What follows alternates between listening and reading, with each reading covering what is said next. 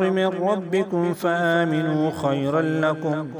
وإن تكفروا فإن لله ما في السماوات والأرض، وكان الله عليما حكيما. يا أهل الكتاب لا تغلوا في دينكم ولا تقولوا على الله إلا الحق، إنما المسيح عيسى ابن مريم رسول الله وكلمته ألقاها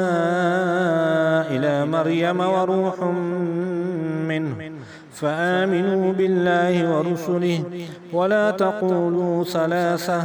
انتهوا خيرا لكم، إنما الله إله واحد، سبحانه أن يكون له ولد، له ما في السماوات وما في الأرض، وكفى بالله وكيلا.